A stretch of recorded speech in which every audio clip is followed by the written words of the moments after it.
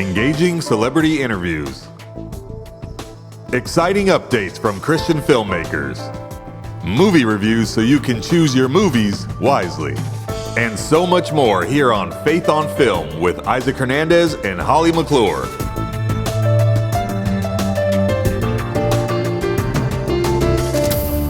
Hey everybody, welcome to this week's episode of FaithOn Film. I'm Isaac Hernandez here with my co-host Holly McClure. Holly, we've got a jam-packed show again today. A jam-packed show. And it's a fun show, I think. We're going to have a lot of actors and acting in movies today. We've got the How to Train Your Dragon interview that I did with Dean DeBlois, the director, producer, and writer. We're going to talk about A Life of Chuck and a little bit about that movie. So we've got for kids, a family film. We've got an adult film. And then also we have another interview, don't we, Isaac, with one of our friends. We sure do. You know, we have a person who, her company has been one of the sponsors of this show. That is Melissa Anschutz. And apparently she is up for Best Supporting Actress for a very special movie, which looks wonderful. You'll get to see that when you see the trailer. But first, let's go for a trailer for How to Train Your Dragon. Let's watch it. I can't wait. Here we go.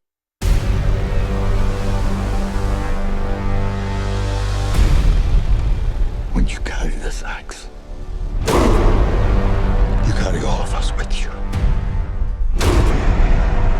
Dad, I can't kill dragons.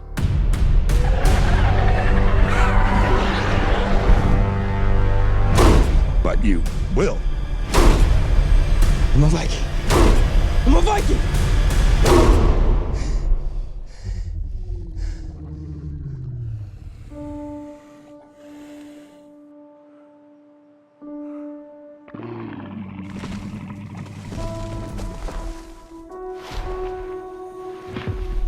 It's okay.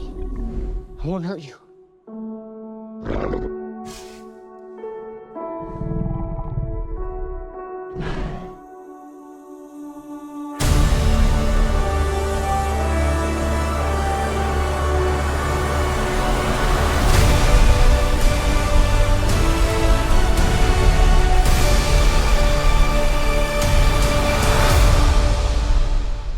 Hello, Holly. Good morning. Hello, team. Good afternoon, wherever you are.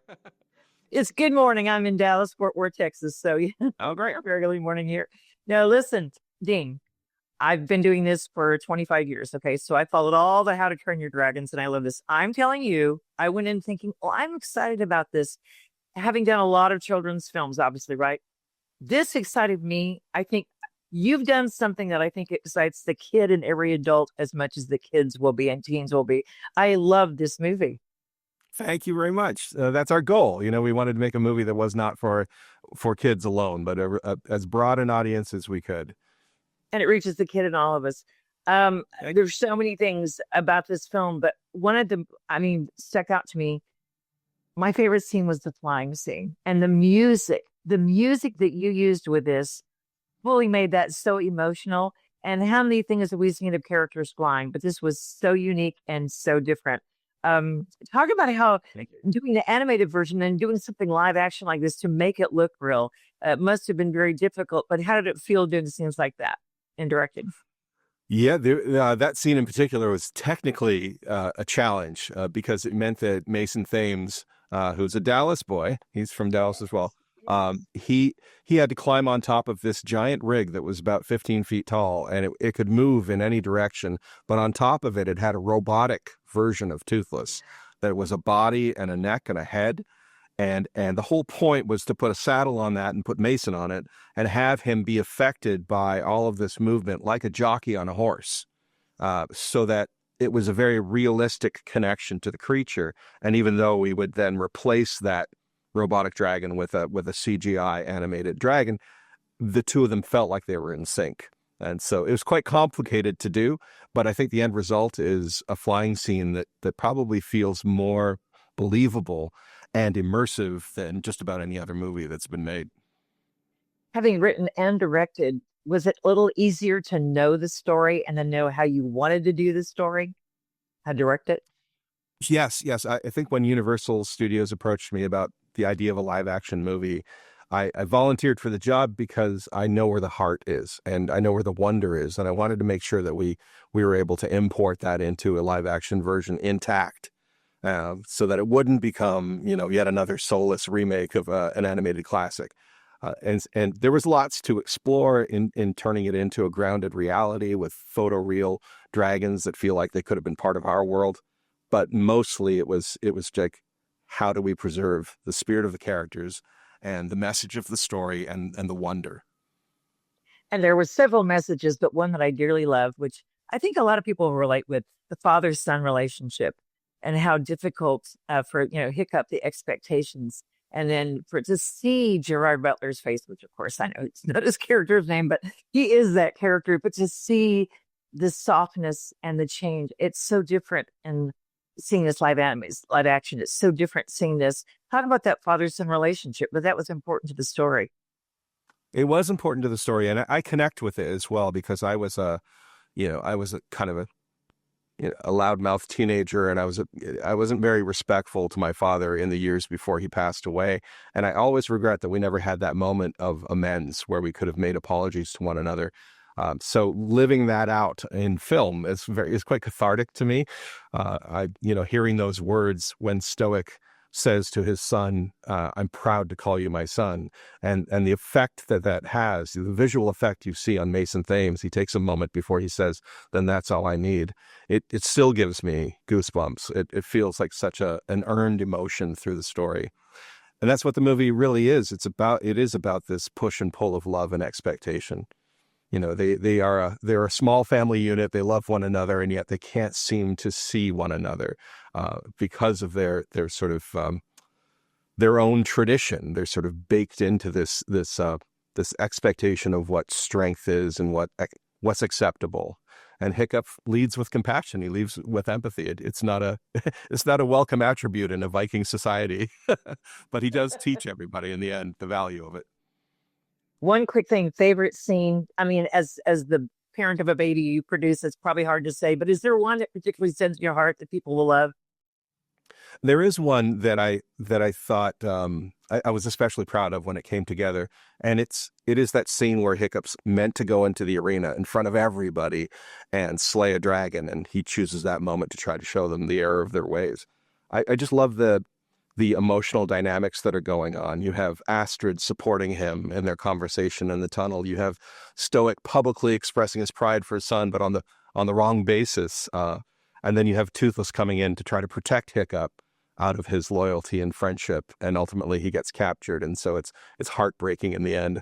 It's such a roller coaster of emotion, and the scale of it is really impressive, and hundreds of extra Vikings and stunts and pyrotechnics. And to me, it felt like the fulfillment of the live action dream of being able to take something that was familiar from the animated movie, but really dress it up with a lot of spectacle. It was. Thank you so much. And we can look forward to a follow-up, right? Another How to Train. I'm working on it now. Yeah, I'm working on it now. So yes, I think it's already slated for June of 2027. So we got to get started. Thank you for the gift of this movie. And it is a gift to so many. And I mean it as sincerely. And everyone needs to see it on IMAX because that's the only way to see it, right? Yes. We shot it for IMAX. So yes. Thank you so much, Dean. I appreciate it. And blessings in all your future endeavors. Thank you very much. I love this movie. I just have to say, I love it. I know I said it in the interview, but I can't tell you. And the thing is that the animated ones were wonderful. I love them too. But this has everything that, like I said to Dean, the kid in you will love as an adult. And the music and the way that it looks real, you feel like you're flying. The soaring scenes you're flying, and the dragons are sweet. They're not scary, but they've got intense scenes, and you're hoping people make it when you know what's going to happen, and you hope people make it. That shows a good movie to me. I love Dean. I love what he said about the father relationship. And as Christians, we have that father-son, father-daughter relationship that we know God loves us. And it made my heart hurt for him because I don't think he's had that or known that.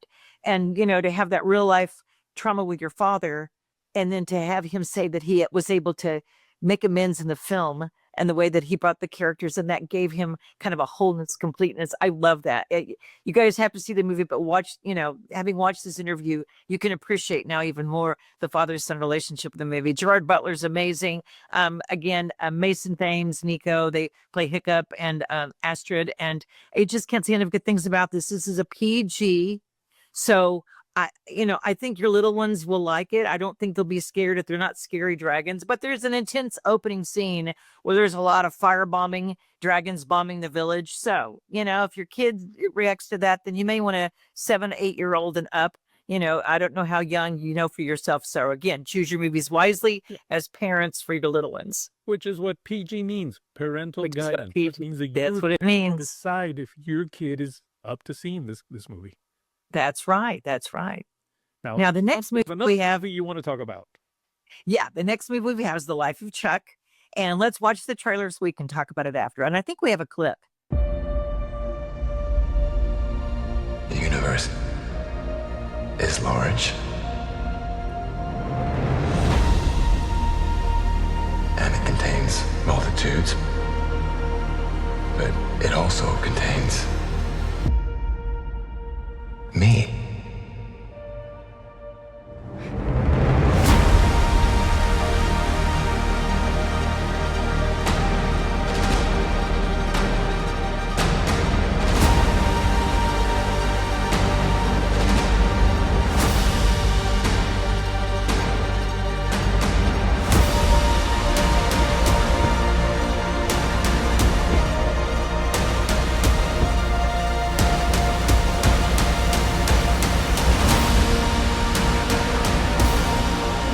This moment, I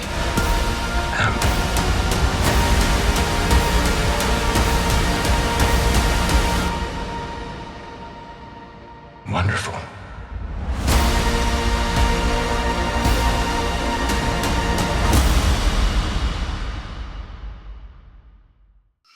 As you can see, Isaac, Tom Hiddleston stars as Chuck. And I mean, there's some amazing scenes with him, this lead actors dancing in the street, and it's going to have you want to get up and dance, and another scene in it. But it's, like I said, the story is told in sections. So it starts off with the adult Chuck. It starts off with some other characters, and there's some drama with them. And then it goes to the child, the child Chuck, and that's with Mark Hamill. Mark Hamill plays the grandfather, and he's consoling him and talking to him about life, and so that's a really sweet scene between them that I think is a good one. But the one that I want to show you is with between he and his teacher, little Chuck and his teacher, where he's like frustrated about life, and she opens up his world. What's in there between my hands? My brain. No, that's not exactly what I mean. What's in there? Right between my hands, right now. I don't know. All the people you know? I guess. Just the people you know? Everything you see. Everything you know. The world, Chuck. Planes in the sky, manhole covers in the street. Every year that you live, that world inside your head will get bigger and brighter and more detailed and complex. You will build cities and countries and continents, and you will fill them with people and faces, real and imagined. You understand? Don't stop there. You fill the whole thing with everyone you ever meet, everyone you ever know, everyone you ever just imagine. It'll be a universe. A whole universe right between my hands. You contain multitudes.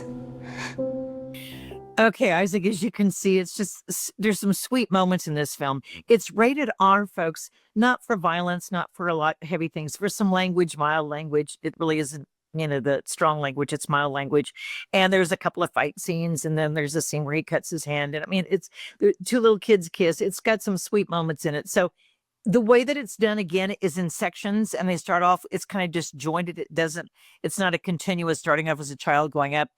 It's not my favorite way that it was done, but it did have moments in it. And again, rated R because of those things, not for children. This is an adult film, but not because of major adult themes. Just, it's a little more heavy about life and it's getting rave reviews. It's getting rave reviews. I mean, Hollywood loves it. People are saying it's, life-changing and affirming. And again, it does have its moments. And I love Tom Hiddleston. And my favorite are the dance scenes. You will love the dance scenes. All right. Well, but now we're going to talk about another. Well, you're going to get to interview somebody who's a friend of the shows, really. Everybody's a friend of the show, but we've had her on periodically because the company that she works for is actually one of the sponsors, as I mentioned in the beginning of the show. She's one of the sponsors of FaithOn Film. And she has, of course, starred in many movies, but there's one that's coming out soon, I think in this fall. And you had a chance to talk to her all about the movie, right? And that would be Melissa Anschutz. I do. We're gonna see the interview right now. I love her. Let's go. Well, if it isn't Frankie Morgansky. My name is Frankie. It's 1928. The Roaring Twenties are in full swing, and the city is alive with jazz music and flapper dresses. But beneath the glitz and glamour, a darker force lurks. America had gone dry thanks to the Protestant push, and in my home state of Michigan, this prohibition gave birth to bootlegging, which had become a thriving industry. Seemingly quick and easy money to be made. The Eastern market gave an outlet for the catch to be sold. Young hoodlums in the Sugar House Gang had evolved into the feared Purple Gang. The Purples had become the wealthiest and most feared mob in the country. Horror. Death. These silk-suited bullies preyed on the weak and scared. The Purples were about to learn there's a new sheriff in town.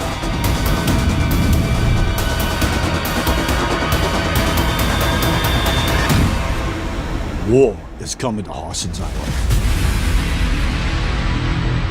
Jack, you're not telling me that you're afraid to keep selling to me, are you? And I would sell to the devil himself.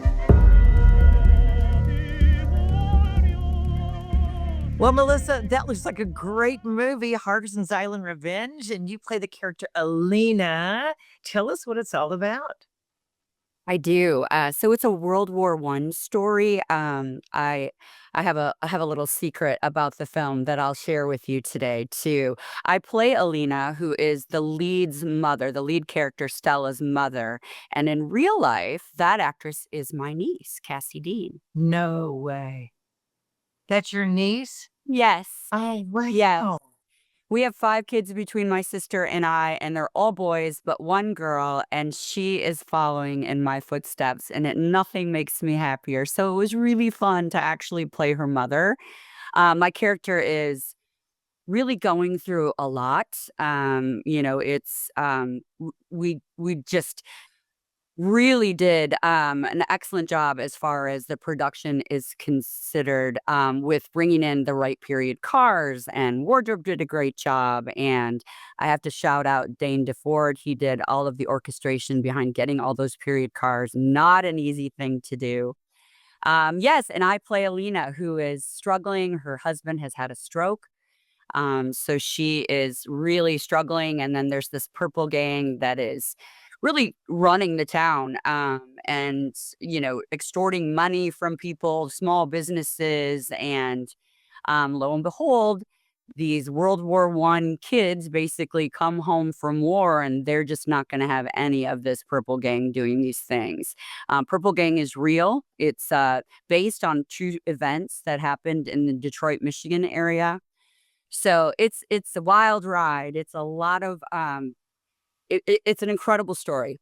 I've never heard, in the play that takes place during the Prohibition, but I've never heard of the Purple Gang. I've never heard of this. So that's I think, an unknown topic for people who are kind of familiar with the Prohibition era or, history of it.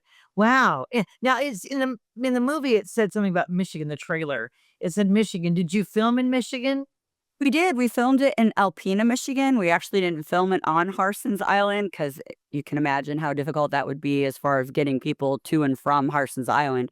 But we filmed it in Alpena, Michigan, and the town was incredible. The community up there was so supportive. I mean, it takes a whole community to make a movie, as most filmmakers know, and they were just outstanding. I mean, lending us a hand. So many of the town people in real life played extras. It was just so much fun. We've actually shot 2 films up there now, just because we've been received such a welcoming receipt up there.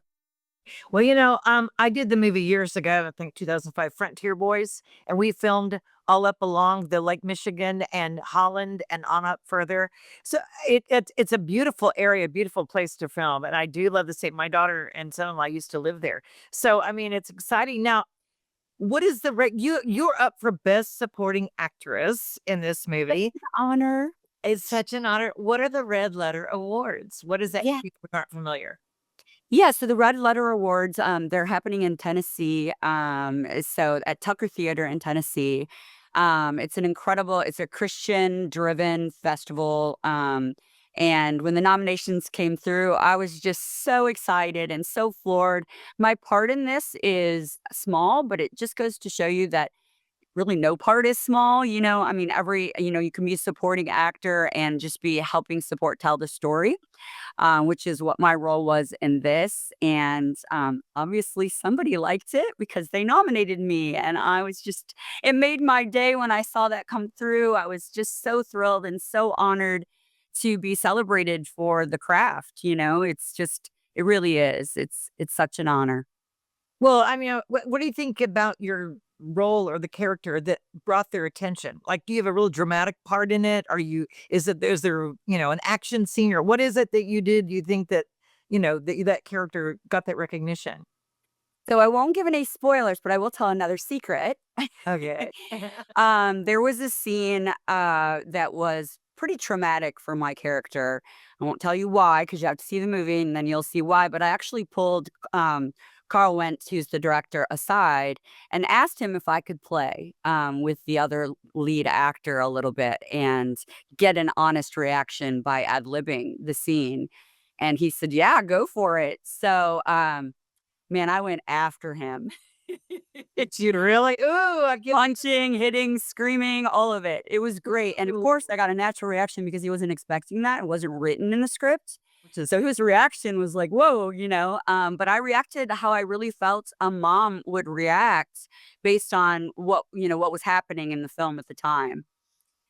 So yeah, it was really fun. It was really fun to see his reaction too, because he backed up and just kind of, and then he just went with it because he's David Reardon is the male lead, and he's an exceptional actor as well. Do you want more secrets? Well, I kind of do, and I want to know, like Harson's Island Revenge. Are you on the side against prohibition, or are you for it? Were you guys trying to bootleg, or were you against it? I'm just curious. Yeah, definitely bootlegging was going on. Yeah, I think a lot of people were bootlegging. Basically, what they're trying to do is, yes, bootleg, but also take away the power from the Purple Gang. The Purple Gang, like I said, were extorting money. One of the leaders of the gang was played by Don Most. And I think it's going to be really fun for people to see him in a role like that. I mean, coming from a comedic background and just, being this fun loving, character. Usually he's very intense in this. He does an exceptional job in it. He really, really is. He'll blow you away. You won't even recognize Don Most in this film. He just does such a great job. And another little secret. So everyone has to watch this program so they can find all these behind the scenes secrets. Okay. So the female leads, which are my niece, which I told you, and then David Reardon. So Cassie Dean and David Reardon are the male and female leads, and they are a real life couple. Oh, that makes it even better.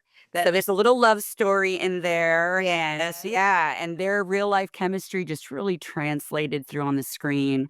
I do want to shout out Blue Owens also, who plays my granddaughter. I don't have a granddaughter in real life, so it was really fun to play a grandma. And she just, child actors and actresses, like she's just, she's incredible in this film. She did all of the acting, I have to say, and I'm really picky because I do truly love this craft, but all of the acting in it is just top notch. I mean, everyone just did such an incredible job in the film. Okay, Melissa, you played a grandmother. Okay, how did they age you up? Because I love you. there's no way you look like a grandmother. Oh my word, I love you. Thank you. That was so nice to hear. No, I know it was really fun when I got to set. She said grandma, and I was like, oh, right, that's me. So yeah, it was my first time being a grandma, in real life and on screen. So it was really fun. I don't think people are going to believe it, but it's like when we were shooting The Passion of the Christ and Mel Gibson was talking about, the actress who played Mary Magdalene, and he was like, you can't make her ugly. You can't dirty her up enough or make her ugly enough because she's just beautiful. Well, that's Monica Bellucci, that's you. You're that beauty. I don't know how they made you older, but anyway, like I could grandmother. Okay. Where can people see it, or is it out, or where will they see it? Is it going to Yes. So it's sporadically out in theaters. So just kind of look for it in your town or in your state. I do know that it was in Michigan, it was in Lansing, it was in Grand Rapids. Of course, it was in Alpena. I just recently heard that it's in Texas now. So it's going to be being placed in several different theaters. I heard that they're trying to get it in the Huntsville, Alabama area, which is where the leads actually live. So they are trying to get it there.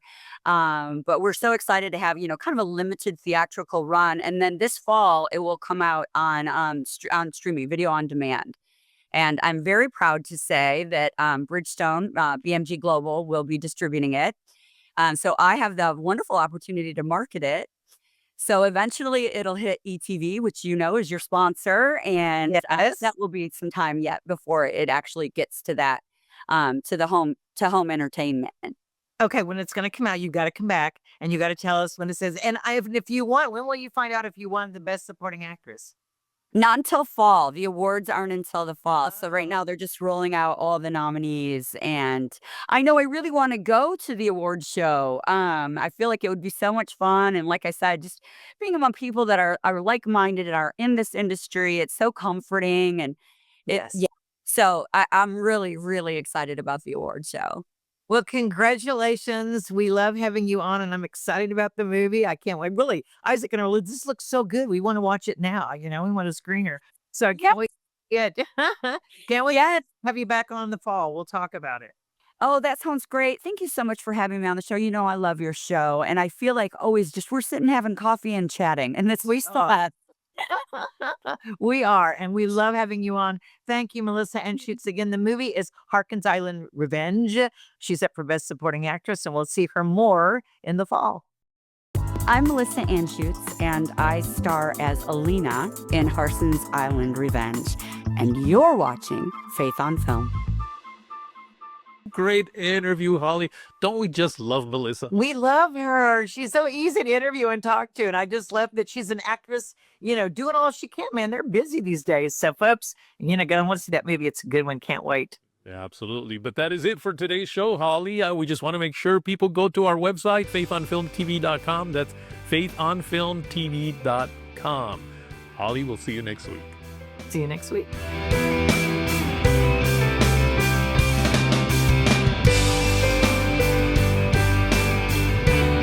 Write to us at faithonfilmtv@gmail.com. That's faithonfilmtv@gmail.com. Follow us on Facebook, Instagram, and Twitter at FaithOnFilmTV. Also, go to our YouTube channel, Faith on Film TV, and hit the subscribe button and the bell for notifications on our latest Faith on Film shows.